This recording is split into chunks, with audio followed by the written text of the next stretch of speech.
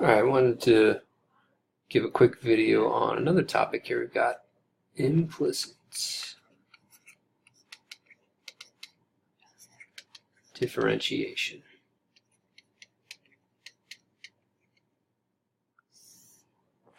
Alright, so what's this all about? So the idea is this. Let's suppose we got two quantities here. Let's say x and y are related. By that I mean, let's say they're described by an equation.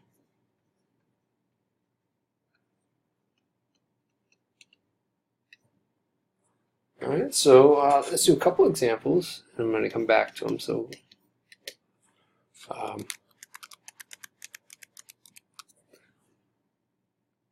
a different color here. Let's say a y equals 2x squared minus x plus 1. Well, for our second one, b, let's say x squared plus y squared equals 4. And for our third one, something real crazy, let's say y equals x times the sine of y.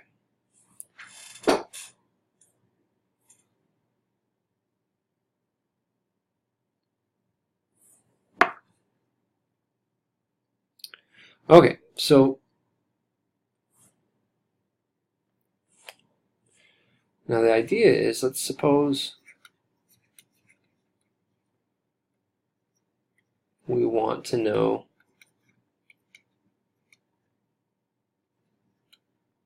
how y is changing, that quantity, how that's changing with respect to x.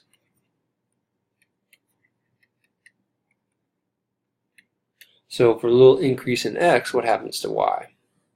So that is, we want to know what is dy dx, derivative of y with respect to x. Okay, so looking at our examples, this first one that we had here, for a we had y equals 2x squared minus x plus 1. Well, the derivative is nothing new. This is something we're familiar with. Dy dx in this case would be 4x minus 1. But for the other two that we've got, this one here, b, and this one here, c, it's a little bit trickier. And that's where implicit differentiation comes in. So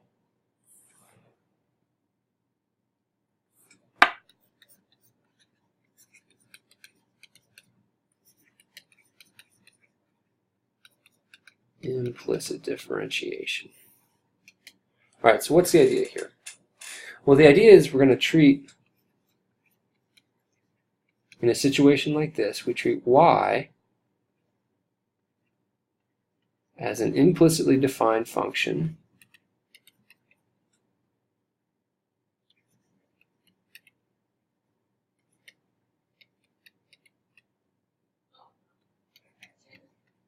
right, so y is dependent on changes in x.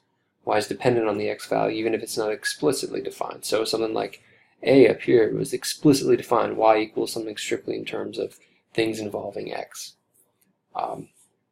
So it might not be so clear. Something like b is, y is implicitly defined as a function of x. The same thing for part c. So we treat y like that, and then we differentiate using the chain rule.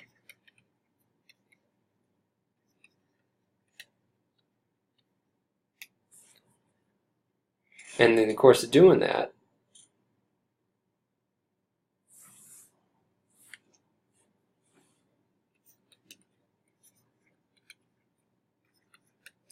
we'll have dy dx terms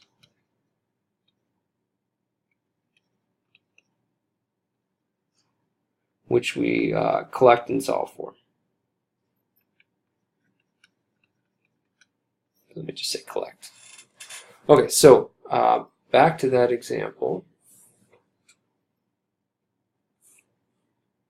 What was it we said? B, we had x squared plus y squared equals 4.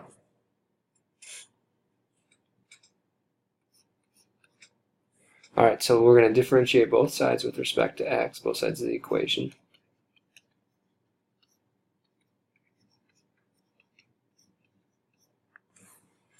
Now, the left-hand side, you know that differentiation of the sum is the same as the sum of the derivative, so we can do that. We'll differentiate the x squared first. We get 2x.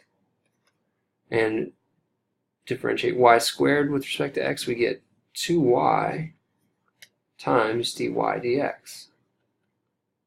Right, so if you think of the chain rule inside-outside functions or something like that, y is kind of your outside function. Sorry, the squaring is the outside function, y is the inside function. So we look at the square function, the derivative would be 2 times the thing, and then the chain rule tells us you multiply by the derivative of the inside. So multiply the derivative of y with respect to x. That's where you pick up that term. Here we've got a constant, so that derivative is just going to be 0. So we've got 2y times dy dx equals negative 2x, or dy dx equals negative x over y.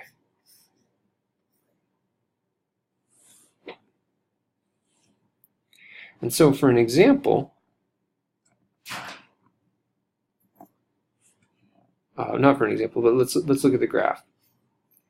So what you've got is something that's allegedly something that's supposed to look like a circle of radius 2. So let's take a point like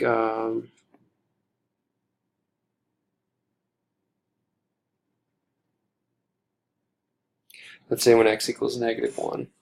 The y value then is going to be about square root, not about, but it would be square root of 3. Right, so at x equals negative 1, y equals square root of 3, dy dx equals 1 over square root of 3. So that's less than 1 if you think of the interpretation of the derivative as the slope of the tangent line. You can do that here. It's a little bit shallower than that 45-degree angle line. That slope would be 1 over square root of 3. Now it was important, it wasn't enough just to say the x value, because the x value negative 1, you've also got this point down here. We had to identify the y value. So you need to know both x and y in that case.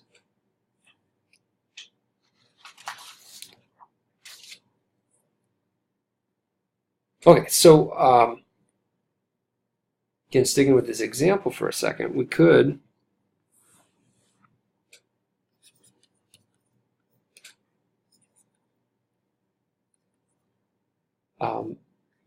solve for y with cases. Namely, what I mean is y equals square root of 4 minus x squared, or y equals negative square root of 4 minus x squared. And again, the graph is that circle centered at the origin of radius 2. So this part would be the top half of the circle where y is non-negative, and this part would be the bottom half where y is negative. If we did that, then for this part, dy dx would be 1/2 4 minus x squared to the negative 1/2 using the power rule times negative 2x, because we had to use the chain rule, and that reduces to negative x over square root of 4 minus x squared. But you might notice that that's just y, so we really do have the same thing that we had up here. It's just easier to describe as an implicitly defined function. So we really got the same thing, and if you plug in at x equals negative 1, since we're looking at positive y values, it would be that point there. you get -1 over, quickly check, sorry, -1, so +1 over square root of 3. You get the same thing. So what about the last example?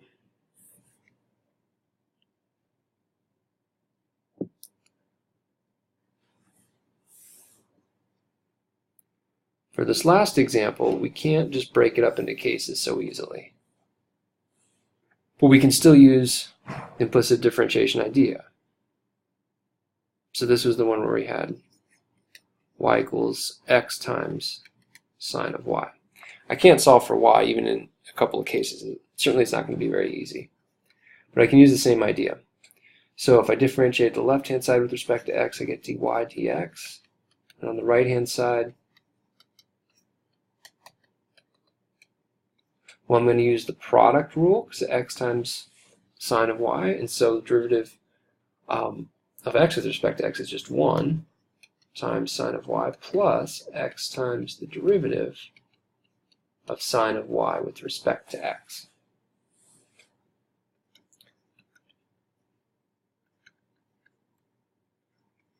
And the outside function, if you will, is sine. Derivative of sine is cosine, times the inside, using the chain rule there, is dy dx.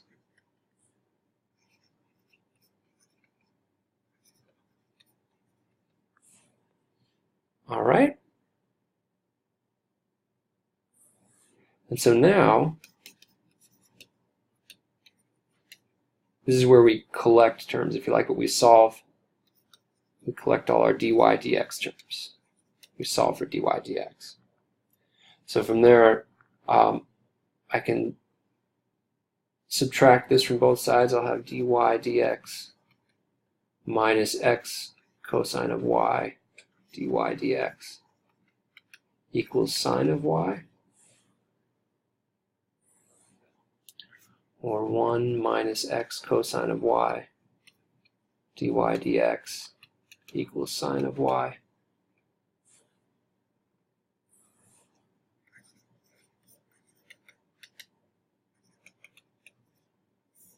And finally, the rate of change of y with respect to x, implicitly defined, that's okay. It's sine of y over 1 minus x times the cosine of y. And if you had the technology to see what this graph looks like, remember we started with y equals x times sine of y. If you look at that graph, it's going to be real crazy if you find a way to graph it. But we can describe the rate of change at any xy pair on that curve where it's defined using this formula. So this was, again, implicit differentiation. For those 3 examples we had, the first one, you didn't have to do anything crazy. The second one, pretty familiar with. The graph is a circle, and this last one is a real crazy one, but we can follow the process and get the result.